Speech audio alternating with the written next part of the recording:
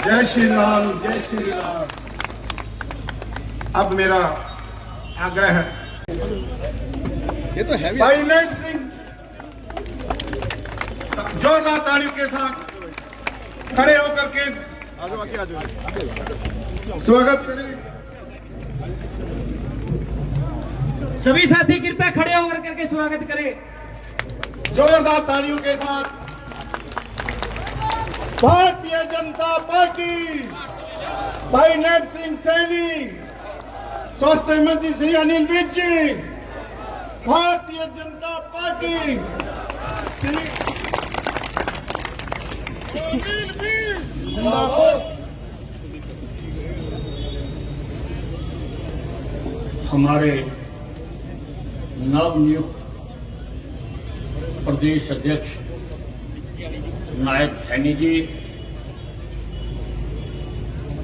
हमारे जिला अध्यक्ष राजेश बतौरा जी, कर्तव्यनिष्ठ विधायक, मंच पर उपस्थित सभी महानुभाव, उपस्थित देवियों एवं सज्जन, आज हम सब अपने नवनियुक्त प्रदेश अध्यक्ष नायब सैनी जी का अभिनंदन करने के लिए यहां पर एकत्रित हुए हैं।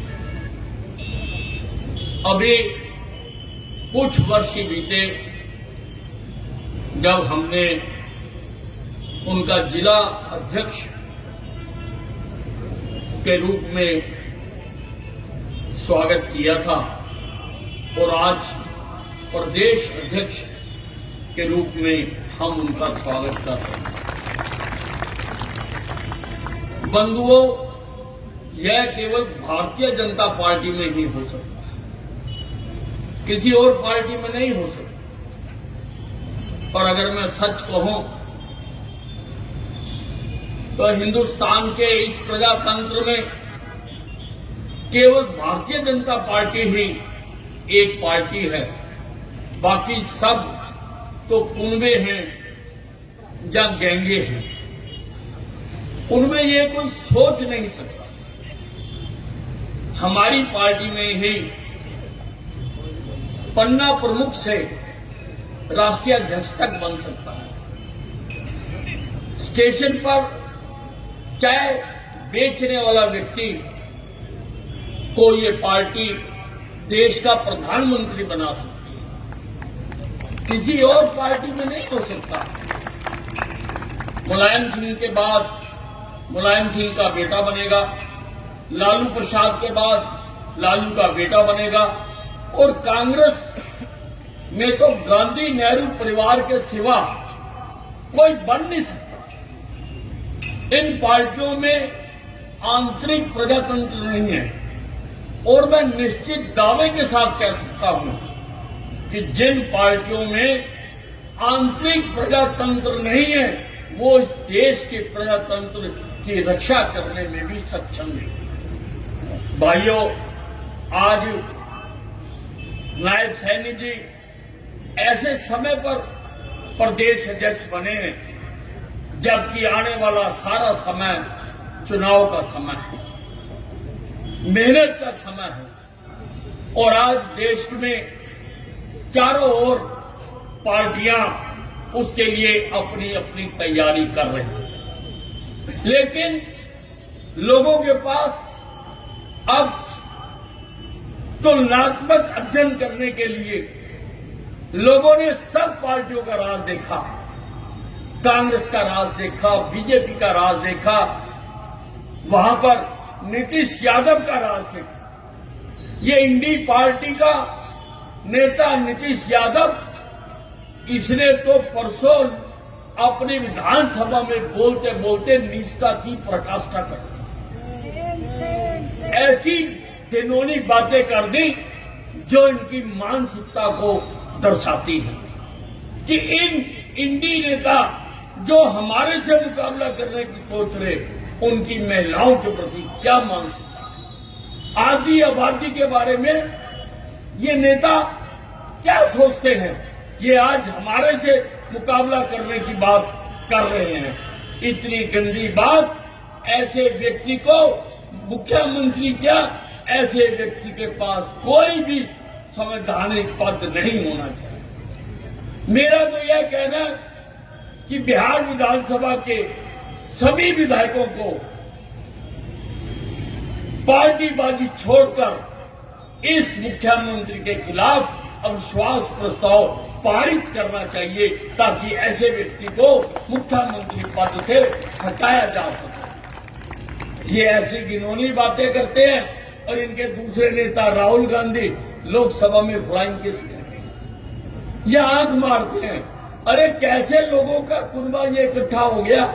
कोई आंख मारता है और कोई महिलाओं के बारे में इतनी घिनौनी बात करता है, और दूसरी तरफ हमारी पार्टी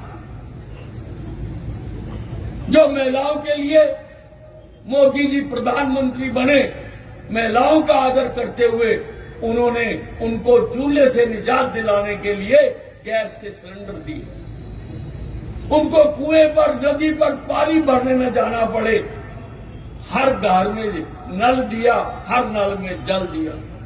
और अभी जो विशेष सत्र लोकसभा का हुआ था, महिलाओं को लोकसभा में रिजर्वेशन दी कि इतने प्रतिशत महिलाएं चुनकर लोकसभा में आ सकती। अरे क्या मुकाबला,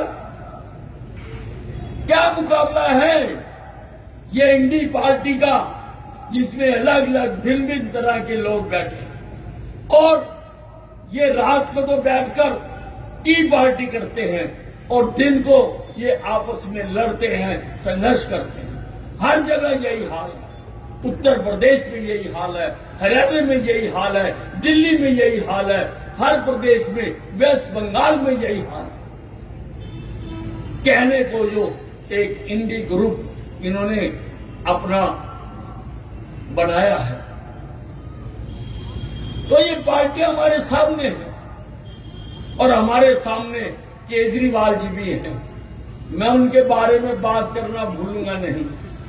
आज जहां जहां चुनाव हो रहे हैं, वो सब जगह पर जाकर कह रहे हैं, भाइयों मुझे ताकत देके देखो, मैं दिल्ली मॉडल प्रस्तुत करूंगा। अरे दिल्ली मॉडल क्या है? क्या है दिल्ली मॉडल? तेरे 2 मंत्री और 1 सांसद जेल के अंदर, 2 मंत्री और 1 सांसद भ्रष्टाचार के आरोप में जेल के अंदर है, और तेरा क्या होगा ये तो ईश्वर ही जानता होगा। तेरा क्या होगा? केजरीवाल, तुम जगह जगह घूमकर ये मॉडल पेश करना चाहते हैं और बात करते हो भारतीय जनता पार्टी के साथ मुकाबला करने की। आज सबके सामने ये सब पार्टियां की प्रोफाइल है। हमें तुलनात्मक अध्ययन करने के लिए हमारे सामने इनका सारों का बारे में पता है, हमारी पार्टी के बारे में भी पता है। हमारी पार्टी ने देश में क्या किया और प्रदेश में मनोहर लाल जी ने लोगों की भलाई के लिए जो 24 घंटे लगे रहते हैं, उन्होंने क्या किया। आज ये भूपिंदर सिंह हुड्डा आज अपनी डफली, अपना राग रोज नई घोषणाएं कर देता है। और बड़े मजे की बात है, जिस दिन हुड्डा घोषणा करता है, मैं अगले दिन अखबार जरूर पढ़ता हूं, क्योंकि मुझे पता है कि अब इनकी अध्यक्षा शैलजा का बयान आएगा, इसके विरुद्ध आएगा। जो ये घोषणाएं करता है, वो पार्टी के अध्यक्ष कहते हैं कि हमने तो ये फैसला ही नहीं किया। तो भाई फिर तेरी हैसियत क्या है? तू क्यों लोगों को गुमराह कर रहा है? और तू सपने ले रहा है तीसरी बार मुख्यमंत्री बनने का। हरियाणा की जनता ने एक बार गलती कर ली, तेरे को मुख्यमंत्री बना दिया, अब तो सारी जिंदगी तेरे को मुख्यमंत्री कोई बनाने का नहीं। और भूपिंदर सिंह हुड्डा, तेरी जगह तो अब जेल के अंदर, जेल के अंदर।